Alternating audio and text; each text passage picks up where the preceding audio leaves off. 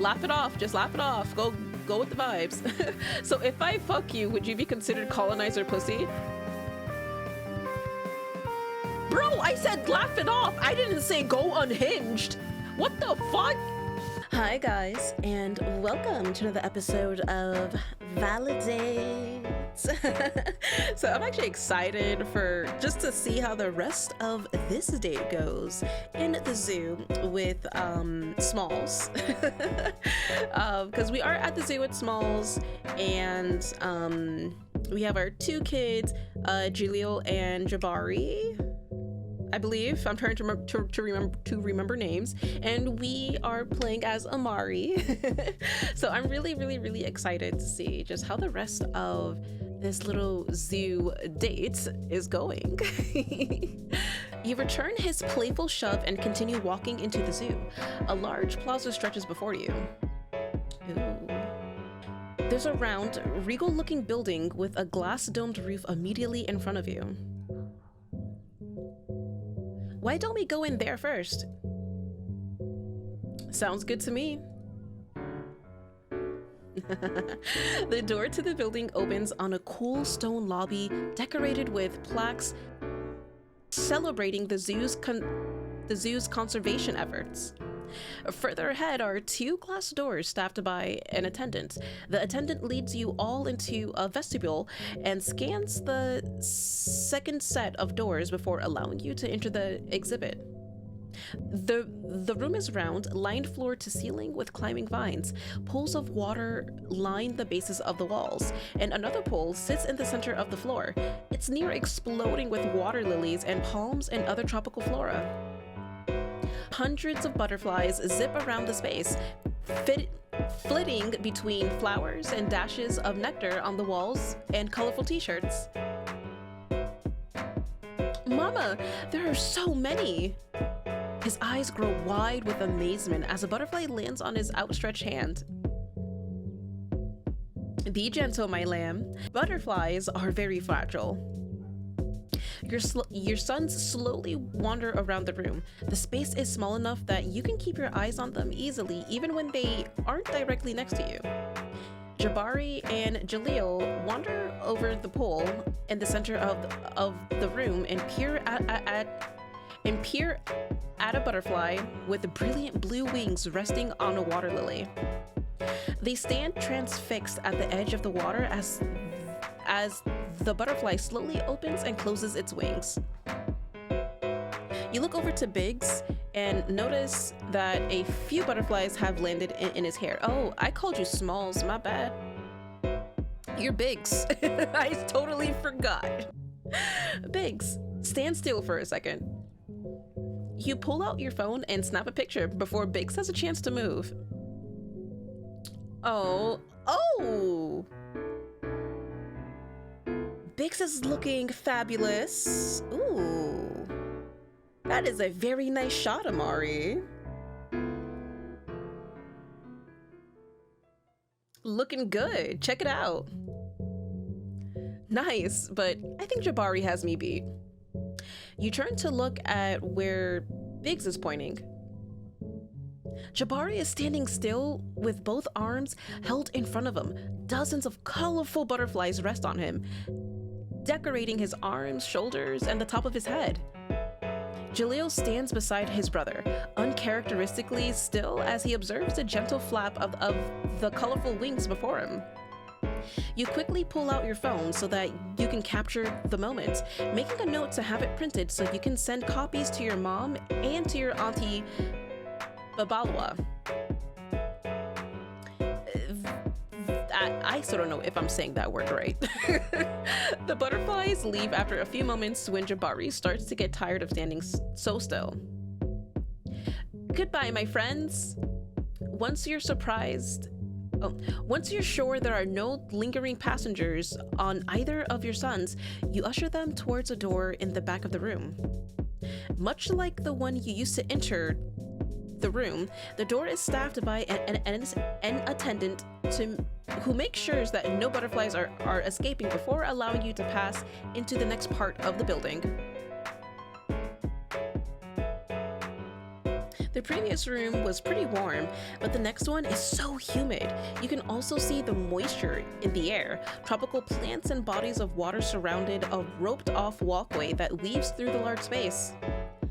The air is heavy with the distinct smell of multiple birds in one room.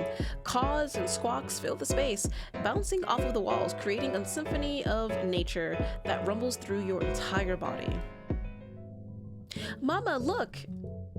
Jaleel points a finger at a medium-sized bird bobbing around in the feature directly in front of you. The bird's feathers are a brilliant red, so bright it's almost neon. It stands in perfect stillness, its long beak dipped below the surface of the water that goes up to its spindly knees. You look around for a placard so that you can tell him what kind of bird this is. It takes a moment because the birds are flying freely around, and eventually you find it. That one is called a scarlet ibis. Ibis? I don't know how to say it. It's from South America, and it eats bugs. Is, South America, where Granny is from? No, my lamb. Your granny is from South Africa, not South America. Yeah, Jabari, and Papa Abdul is from Qatar, and Umi is from Palestine. Oh, okay. Is South America near Jersey City? No. No, it's very far away. There are a lot of different birds there, though. You continue answering your son's questions about geography while Biggs helps you shuffle them outside of the building and towards other parts of the zoo. You walk down carefully manicured paths, stopping every so often so the boys can drink water and eat a quick snack. The boys ooh and ah inside the amphibian building, complaining about being cold inside the penguin house, and stand stunned, if not a little fearful, at the extensive reptile room. Eventually, you stop to rest in front of the lake in the middle of the zoo, where swans and beavers swim beneath the rush of a large fountain. You can't help but register how pleasant all of this is. It isn't that you don't love your sons. You love them more than anything or anyone on this wretched earth. You just haven't had an opportunity to spend time with them and another adult in. Well, things fell apart with Noor long before you could actually parent together. With Biggs, it isn't exactly how you imagined doing this kind of thing with Noor, or any other woman you've dated for that matter, but it's nice in a way that you truly hadn't anticipated. This is great, Biggs. Thank you again for suggesting we get together. Hell yeah, your kids are great, and you're pretty cool if you don't mind me saying so. Well, it's certainly easier to be cool when I'm not keeping track of 2 kids. I get that. My big sister Amber runs a daycare, and she's always talking about how hard it is for her to switch off her adult supervision mode. You have a sister.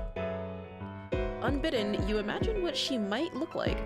You picture someone who looks just like Biggs, only with that indescribable energy that women have regardless of something as fickle and mutable as biology. Yeah, I'm the youngest of 3. There's Hugh, Amber, and me, the Smallsons. Okay, so I was right with Smalls. It's just your first name is Biggs, but you're Smallson. You need to learn more about this, sister.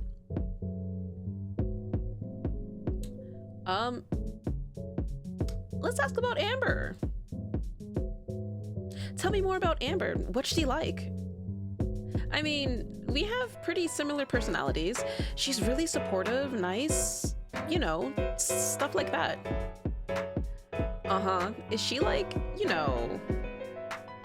I mean, her coming out as bi when I was a kid definitely helped me figure that out about myself.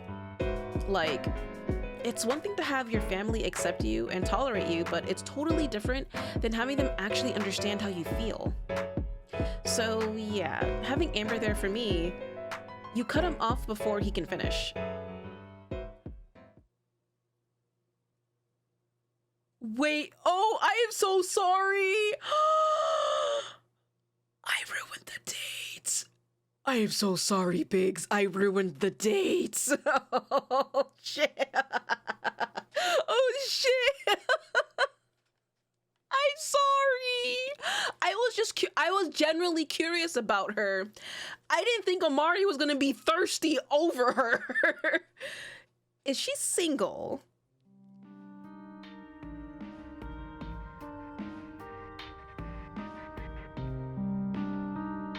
Do you do this to everyone? What? Do you strike up a friendship with everyone you meet just so you can force them into whatever little box you need them to be in? What are you talking about, Biggs? This whole thing. You were nice to me because I had a project for you to do. And now you're treating me like I'm another little kid for you to shuffle around instead of actually trying to meet me on my level. And now, since you aren't into me like that, I'm useful to you because I can introduce you to my sister? How am I supposed to feel about that, Amari? Because right now, I feel like you're a control freak who doesn't know how to accept a genuine offer of friendship when she sees it. I'm really not trying to do all that. That's the problem. You aren't trying. You're just defaulting to this controlling ass behavior, and honestly, I'm really not vibing with it at all. I'm gonna head home. I hope you and the boys have a good rest of your day.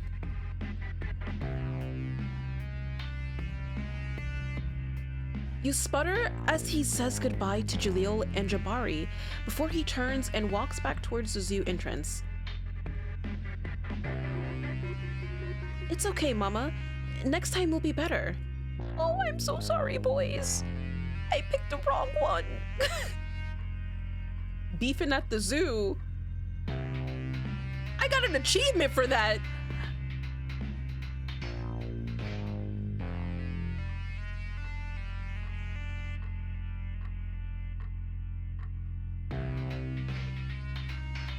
I feel bad.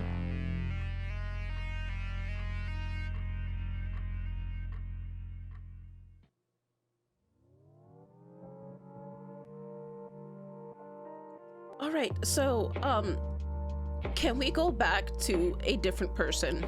All right, so we have a new selection. Malik Patterson, manager at Popeyes, cause I like me some Popeyes. But yeah, we're gonna go ahead and switch over to see what his story is all about. So, we have Malik Patterson, manager at Popeyes, 26, he goes by he, him, and men to stay in touch with the girls they never should have cheated on and get mad when they file a restraining order. Trash ass mixtape, kill your producer. What? What? What? All right, okay. Anyways, let's go ahead and see what Malik is all about.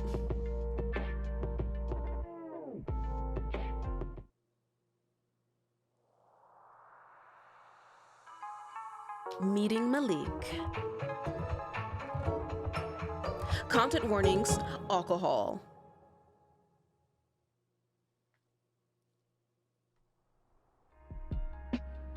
This chicken is bitchin', only at Popeyes. I love that shirt so much. Oh my god. Dude, low-key, like, if Popeyes ever goes, like, unhinged in the future, they should just change up their shit. This chicken is bitchin', only at Popeyes. That would be great. Anyways, Thursday evening closings are always the best because you know you never have to work the next day. You already set your own schedule, being the manager of this fine establishment.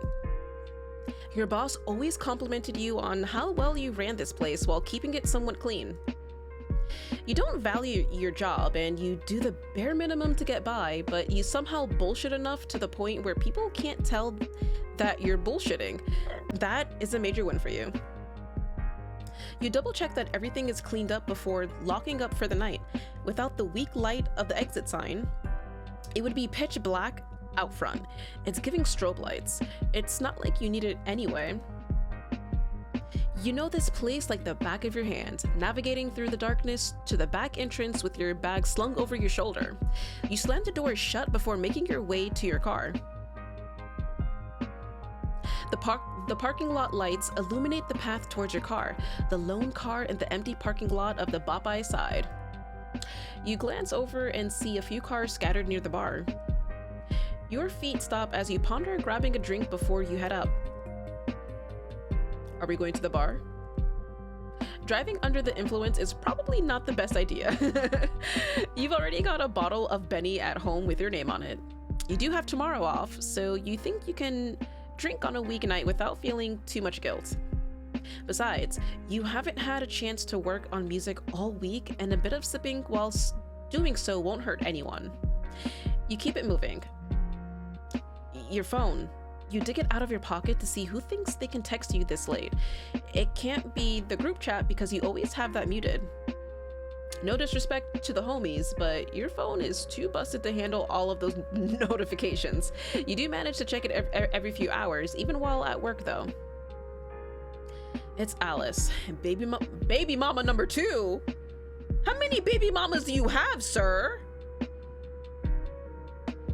It's Alice, baby mama number 2, texting you. You really want to do nothing more than put your phone on Do Not Disturb and head to your car. But she knows where you live, work, and hang out with your homies, so you decide it's better just to hear her out. Oh, but baby mama number 2 is hot as fuck. Oh my god. Hey, mind watching Rhea tomorrow? I got a concert tomorrow evening. Alyssa Brown, rapper Malik's ex-girlfriend and mother of Rhea Patterson. Right, okay, damn. You sigh, scratching the back of your neck as you think over a response that won't get you in trouble. You two just made up not too long ago. The last thing you need is a passive-aggressive Alice. You already lost a few followers from the last bitter fight you two had. You ultimately decide to wait a bit. She's the type to go back on her word if you don't respond. You finally make it to your car, struggling to get the key in the keyhole to unlock it. Oh fuck, is it jammed? No fucking way. Every time you just want to get into your ride and head home, it's always gotta pull some shit like... Never mind. You just have to twist it just right to get it in. Your car is old, and you know you could afford to get a new one, but there was something special about Gina. Something nostalgic. Almost like magic. She was your first purchase without the help of your parents. You'll get one before the winter hits because you're unsure if this one can last another round of snow and the bullshit that Mother Nature likes to throw at Jersey.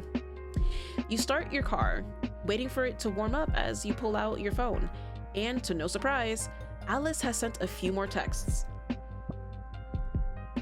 I know you saw that. Ooh. Malik, please, I just need this one, please. I'll pick her up on Sunday. I work on Saturday. Take her to your mom's house. She must really need this. And it's not like your mom would say no, but honestly, you need to spend more time with Rhea. You did promise you would take her out to see some new princess movie she's been going on about. Fine. But if you subtweet me again, we're going to have issues. All right, okay, she's happy. I promise. Can you pick her up tonight? I gotta get in the zone. My homie told me some label people are coming to the show and I gotta get on my shit. You sigh, dropping your phone into your lap and grabbing the aux cord. It only takes a moment to adjust a few settings and pull up the BoundCloud app. I love the renaming of these popular apps and just social platforms and stuff. It's great. You don't realize how exhausted you are until you finally sit down. Your head rolls back to the rest of the space behind you as you think it over. You are always going to say yes, but you can never say no to Alice. After all, she's the woman you consider your first love, and Rhea, the daughter you always wanted. But Alice had different plans. She didn't want to be a mother after Rhea was born, and her rap career started picking up. And you grew jealous and began fighting with her over the smallest things. Ever since then, your relationship has been on a melting iceberg, and one of these days, it is going to dissolve, leaving you both drowning. Rhea wasn't your first child, but she was the first one you felt a connection to. You know that's fucked up to admit, but it is really the truth. Maybe because she was a product of everything you always wanted. A child to a woman you loved, and even though she was an accident, you still cherish her like she was meant to be there. Or at least you try to. You're focused on other things, making music that will bring you money and fame so you can give her the life she deserves, so you can give your mother a second chance at life on her own without the shittiness of your father. But Alice had the same dreams. She wanted fame and deserved it too. She could wrap circles around the majority of BoundCloud rappers and deserved every hit she got. And she loved Rhea. You could never call her a bad mother. But she was obviously focused on her career more than her child. And you both realized that both of you can't focus on your careers and a child, so you took the backseat for her while she built herself up. Yeah, sure, I'll be there in 10. Thanks, I'll make it up to you, I promise. Oh. You fucking, she's not gonna do things. So then, no, because if she makes it up to you, you're gonna pop out baby number 3 or whatever additional number, because I don't know how many baby mamas you have. God. Oh my God. Don't get your hopes up too high. Oh, Jesus. Damn. She replies, but you don't bother looking. Knowing her, it was probably a witty remark or a bunch of emojis. The thought of it makes you smile, sitting up straight as you pull off the direction of her apartment. I bet his daughter's cute as fuck too. You make sure to clean your backseat before you make your way up to the foot of her door. You used to have a key, but she took it from you the last time you got into it, and you never bothered to ask for it back. Instead, you throw her a quick text and lean against the railing as you wait. Oh, she is so adorable! Rhea Patterson, preschool student Malik's daughter. She opens the door, Rhea sound asleep against her shoulder. You know Rhea's about to grow out of her booster seat anyway, but you're gentle as you take her from Alice and place her in it. You take a moment to make sure she is situated and still asleep after locking the door and making your way back up the steps. Alice is staring at you with admiration written all over her face. For a moment, you feel like you're 20 again, taking her out on your first date. Aww. She used to get so excited whenever you pulled up to her parents' house, bouncing out with a new CD in her hand, tumbling into your car and kissing you like she hasn't seen you in years. That was back when you two were young and dumb, not a worry in this world. Well, besides your mother not liking her, but that's a memory you'd rather not think of. Someone's happy to see me. She doesn't speak, probably spacing out again. You reach for the overnight bag in her hand, slinging it over your shoulder with a quick glance towards your car to make sure Rhea is still sound asleep. You nervous? Yeah, fuck. She hugs you, and you have to adjust the bag over your shoulder to return the embrace. Your eyes closed as you allow yourself to enjoy this. Despite it being a few years since you two broke up, you still have love for her. Every woman you tried to find her in, but couldn't succeed. Oh. I feel like he's gonna go through like all these dates, right? Like bring through all these dates, and then like at the end of his like story, he's gonna probably get back with her. Like, That's so sweet. You're the one to pull away, and even then, her arms still cling around you, and you have to force yourself to set the bag down to properly hug her, pressing a kiss on her forehead. Oh. What if this is the one? What if this is my big break? Then it's your big break. You've always wanted this, haven't you? Yeah, but... You got this. Don't be nervous. I believe in you. You got this. You feel her chest heave against your own, your hand moving to rub at her back. But what about her? It's not like you can take care of her all by yourself. She's right, but it still hurts to hear. You both know you aren't fit to be a father, much less a father of two. And she knew you and your other baby mama, Tara, weren't on good terms either. You pull away, turning your attention towards the car as you speak. You know, becoming famous doesn't absolve you from being a mother. You can't use my own words against me, Malik. I told you the same thing when I found out I was pregnant.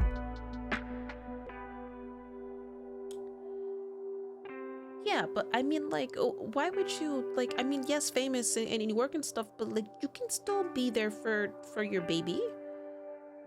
You know, you can still try to make things work. She did, and ever since, you've been taking life a bit more seriously, making sure you have enough money to take care of yourself and your two kids in case anything happens. Music was just a side hustle that you hoped would make you successful one day, and if it did, well, you would still be a father of two, even with a successful music career. All right, I should go. So soon? You don't want to sit and talk like old times? Why would you want to sit and talk like old times if you soured the mood? The fuck? Like, you literally soured the mood. It's late. The one thing you hate about Alice is how quick she is to turn on you. One moment she wants you to hold her for hours just like things never changed, and the next she never wants to see you again and has you blocked on all social media. And despite wanting to sit on the steps, listening to the distant car horns and light chatter from the neighbors, it's nearly midnight and you should probably get some sleep yourself. Call me after the show or whatever. Yeah, I will. She looks upset, but you can't really do anything about it. Well, you can, but you just don't want to. It may be selfish of you, but you have things of your own you want to do, and you're unsure how much time is left before your body shuts down on you. You give her forehead one last kiss before picking up the bag and slinging it over your shoulder.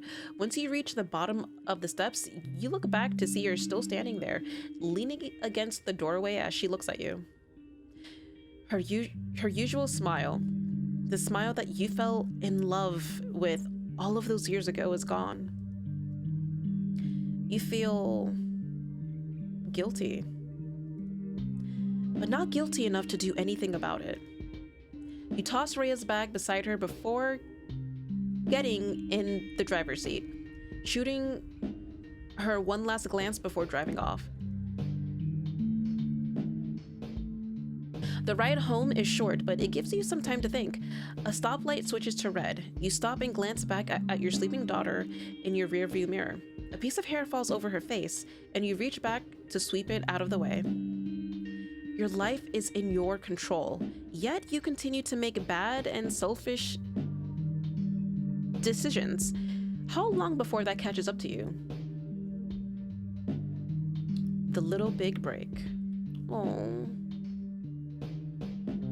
that's so sad. It's okay, Malik. I believe in you. You got this. Oh. Oh! Yolanda! Wait. Are the other people that we see in this series, are the other people that we date? Are they like,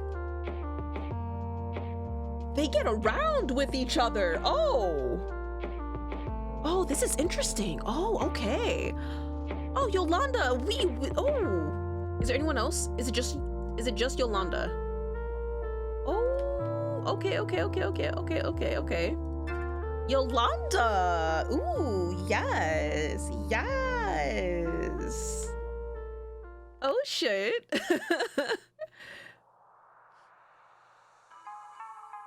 Girl at the poetry slam. Content warnings, drugs, misogyny, or conspiracy theories. Yes. I had to read that fast. In the past few months, you have gotten better at understanding of how life has been treating you. The mothers of your children have left you alone for the most part, at least since you started taking your kids to school and picking them up whenever they asked. You made an effort to get closer with your kids outside of the basic childish shit you found yourself indulging in. Side note, why the fuck does your daughter like Peppa Pig so much? Why the fuck does any kid like Peppa Pig? Something about those eyes haunt you, and you find yourself looking away whenever she puts it on. That's funny. But for real, like, why the fuck do people like Peppa Pig? God. But the one thing you still find troubleshooting is the trajectory of your rap career. You have a decent following on BoundCloud, and people are talking about your music locally. Maybe because you have sort of shifted from serious rap to comedy rap, doing stuff to appeal to the big buck crowd, you've begrudgingly accepted. Dude, I feel like I'm speaking in some code. Big buck, Instaglam. Who knew it would be so easy to get teens to do shitty dances to your fucked up music? Rapping off a beat on a shit beat appears to be the pinnacle of music these days, and as much as you hate to admit it, it's getting you a lot more attention than the things you've put your heart and soul into. See, I don't blame them, not gonna lie. There's some music that's god-awfully questionable today. It literally sounds like scratching nails on a chalkboard, but people like it for some reason. They like being tortured. I think people are so fucked up nowadays, they just like being tortured. With this stuff, it takes you maybe an hour tops to create a shit beat with some samples, and the rapping just comes naturally. Maybe you were just meant for comedy rap. You ignore that feeling of failure for the time being. You have things to do and a backpack full of CDs slung over your shoulder. One of the homies told you about this place on the Upper East Side of the city, not too far from your place, but you still took the trip and drove instead of calling a rideshare. Who knows what kind of woman you can pull at an open mic? Women gravitate towards you and typically stay for a couple of weeks until they realize how inconsistent you are when it comes to maintaining relationships. Or until one of your baby mamas, probably Tara, finds out you're talking to another woman and tries to sabotage you because she's an evil woman who only wants to see a black man lose. Maybe if you had gotten a Ghanaian woman pregnant, your mother wouldn't see you as much as such a disappointment. Your siblings wouldn't make fun of you every chance they get. You've dealt with enough favoritism growing up. What with how much lighter your skin is compared to your siblings, being the only one to get the light-skinned gene from your great-grandfather on your mom's side. Your parents expected so much from you, but you've done nothing but disappoint. I know that feeling, man. A light-skinned disappointment. But you are not a disappointment, okay? You are just this, you are working for a bigger future. You just gotta grind it out for now, but it's gonna be there. Yet Alice was different.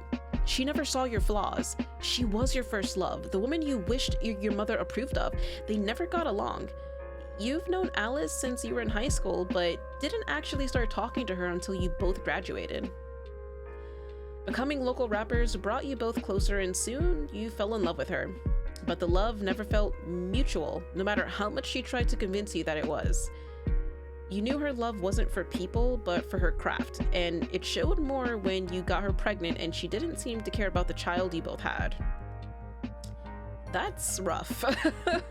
You can't think about that right now. You're already an hour late to this open mic, and if you sit in your car any longer, someone might call the cops. You entered the salon? Yeah, this is a hair salon, but instead of the usual chairs and mirrors, it's rows and rows of folded chairs. The ceiling is littered with spotlights. Bright red neon lights shaped like roses hug the walls. You'll come here with your daughter one day, or you should, at least. She's been asking for braids for a while. You find yourself lingering at the doorway, not wanting to disturb the person on stage reciting a slam poem, and not a very good one, in your attempt to find a seat. So you wait, listening for a moment before realizing you ultimately are not that interested. The bag on your shoulder is slipping. You move your shoulder to adjust it. You scan the area in front of you, and just from behind, you can already tell you've run into a few familiar faces in here. People you want to talk to? Fuck no. But, you know, they might try to talk to you if you try to perform, even though you may be a little late for that. Hey, who the fuck knows what will happen? You didn't realize how long you were lingering near the door until you hear the soft voice of someone speaking right above a whisper. You nearly jump, not expecting anyone to pay much attention to you. You look down in the direction the voice came from. Fuck. Fuck. Fuck. Hey, you look new here. You want to perform, or you just checking out the scene? She caught you by surprise, and you find yourself staring a little more than you should like to admit. Starstruck or hard eyes, you really can't decide what emotion you want to portray, or you think you're portraying. What the entire fuck is wrong with you? The man who can sling any hoe he wants is suddenly starstruck in front of a woman, a really beautiful woman. See, Anaya already tapped that. Anaya already kind of tapped that a little bit, but this is so weird. This is so weird. God damn it. Oh shit. No, I mean, maybe? I haven't thought that far yet. My homie told me to come here and check out the scene, get my clout up and pass out some tapes. You a rapper? Kinda, I mean, be honest, yeah. Kinda, I mean, yeah, I am. Malik the Goots, been popping on Big Bok lately. Rapper, right. Yeah, that's why you're here, to pass out some tapes and get your clout up. Got some people to follow you, or get some people to follow you on Big Bok, maybe Bound Cloud too. Here, take a tape. Oh, I like the little hearts on it. You reach into your bag, offering her a tape. One of your nicer ones, a sleek case with your name and number, even a heart near the end of it. This one is always saved for the ladies. The look she gives you is typical.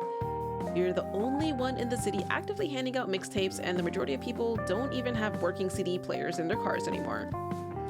You've always considered switching to primarily digital media, but the concept of being unique is what appealed to you. You always stood out no matter what you did. And until you find another way to be unique, you'll keep this going. Just give them jump drives, man. And like, instead of doing CDs, just hand out jump drives. Everybody has a computer now. Everybody has a laptop. Like, 90% of the world are practically gamers. So we have computers. So so like, I mean, just give them jump drives. Easy peasy, real quick, they pop it in, and then bam, win-win situation.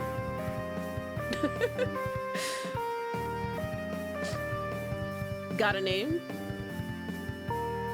Yolanda. You sure giving out CDs is the best form of advertising? You know most people don't even have a CD player anymore.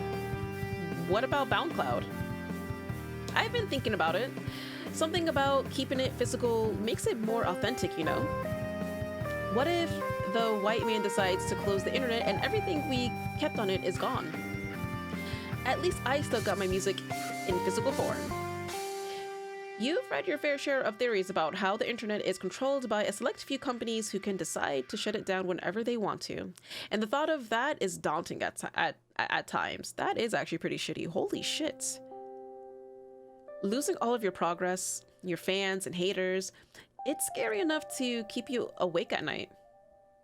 Fine. I'll take you up on that. But you can't go around blaming the white man for everything. Are you one of those white people aren't that bad types? You watch as she ponders the question. You're almost tempted to walk away from this entirely, but then you remember she offered to let you perform and is probably one of the people in charge here. With the way people talk in this city, you'd rather not have your reputation ruined over this. What? No, I mean, not really. A lot of them come here and are probably cool, but I'm always wary, you know? She's one of those. Fine. You can't get mad that she doesn't follow your philosophy. Not many people have the IQ to understand it. Yeah, I get that. Sometimes you think everything is going great and then bam. They can't take you home because their parents don't like us. I'm sorry that happened to you. That's really shitty. I've had my fair share of my Korean grandmother being like that until I have to remind her that I'm black.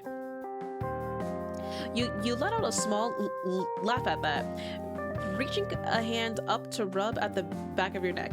You have a little more in common with this woman than you thought you would. Still, you're treading carefully with the words you say. You can't give her all of you yet. My mom is the same way, always wanting me to bring home Ghanaian woman. She still hates my baby mamas, but treats my kids like her own. They're with her right now.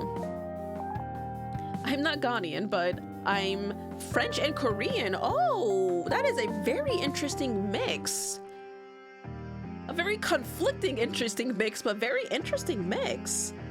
But I am French and Korean, the colonizer and the colonized. Oh, well, now that we're on this topic, I am Haitian, French, and part Dominican. I have those things on me. So that's very interesting. Laugh it off, just laugh it off. Go with the vibes. So if I fuck you, would you be considered colonizer pussy? Bro, I said laugh it off. I didn't say go unhinged. What the fuck? Not that I have a problem with that as long as the homies don't know. It ain't like I'm fucking a white girl again. That was a one-time thing. Just once, and you were still young when you did it. You should have realized she was fetishizing you when she bragged about how good you were on social media. Like, you know your dick game is bomb, but come on now. Keep that on the down low. I don't fuck men who aren't creatives. Oh, damn. Okay, I love that so much. That's like the best thing she said. I don't fuck men who aren't creatives. Yolanda 2022. I love that. But you did pass me a tape and Yolanda. Wait, is she considering fucking you too? Maybe after I give it a listen. You would give yourself a point for that one, but you have been trying to tone down the misogyny lately. Got a CD player in here? Shit, we can always go to my car and pop it in. Ditch this joint. I'm not ditching anything, but I will head out to listen to this tape. Just 2 songs. Other people still have to perform. You know. Okay, maybe you should bring out the scoreboard for this one. You always like to log your accomplishments, and so far, you've had 2. Malik 1, Yolanda 0. What is going on? What the fuck? You lead her in the direction of your car. After passing out a few tapes to people in the back row, she didn't comment on it, so she's probably seen it before. Your car is cleanish. You keep shit off the floor, but you are a father of 2 young kids, and with that comes spills, pours, and the occasional food stain, but you never know who you might pull. Your mother always told you women didn't like a messy man. You use your remote to unlock the door. Thank God it worked this time. Walking a few steps ahead to open the door for her. Welcome to Casa de Malik. You live in your car? Wait, no, shit. You feel yourself flushing up. This is stupid. You never let women see this part of you until you hit the bedroom. What is it about this woman who allows you to be so vulnerable despite just meeting her? No, see, you don't understand, Malik. Yolanda, she does things to people. You know, like one minute it's you know, chatty, jokey, flirty, and then the next second, do you want this edible? Cause I want us to get fucked up right now. Watch, it's gonna happen. All right, she's getting a point for that. Oh man, Malik 1, Yolanda 1. Is she a witch? You heard those were real. Your African mother always told you to stay away from them. You ignore the voice in your head as you put in your tapes, skipping to one of your more popular songs. So, what do you think? Don't sugarcoat shit for me. You look like a child about to receive some ice cream as you turn to look at her. She doesn't seem... Nigga, this was awful.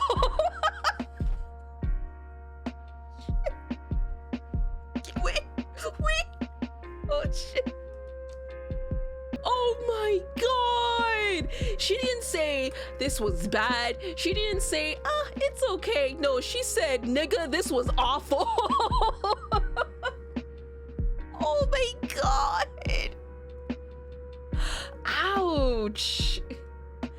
You've heard a lot of negative thoughts about your music, but it felt like she just got your ass after that one. She probably hears a lot of music from the performers, and you didn't live up to her high standards.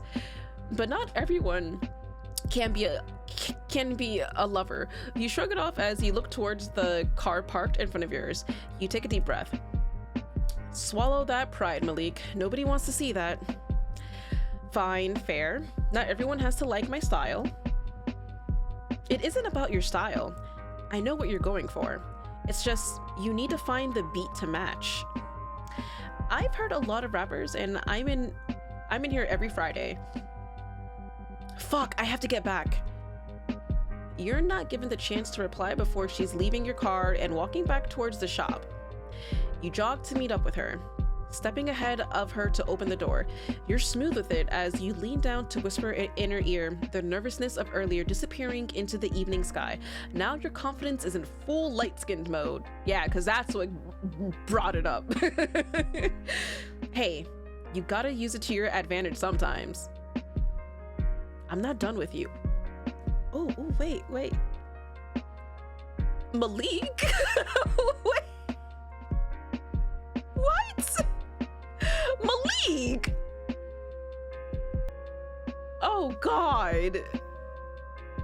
Okay. Boo, that was awful. To be fair, it's been a couple of months since you've tried to spit game. You've been focusing on being a somewhat better father. Dating with 2 kids is not ideal. She looks flustered. You have to give yourself a point for that, dub. Malik 2, Yolanda 1. God. Well, now you really can't leave. You already hooked her in. Might as well keep reeling. You take a seat in the back and pull out your phone, scrolling social media to pass the time until this thing is over. All right, so I'm sure you want to know what is going to happen after this, but I am running close on time over here. But Malik already is trying to spit game at Yolanda? What? god, like the shit he's saying and doing is making me blush, like, bro. Anyways, I'm actually very curious to see like how far this is gonna get taken to with Yolanda, because I mean, like with Anaya, she was fine just kissing her, no problem. So I wouldn't be surprised if Yolanda just gets around and just hooks up with people. So I'm curious to see how far Malik is gonna take this. But anyways, hope you guys enjoyed this episode. Hope you have an awesome day, and I will see you in the next one. Bye-bye.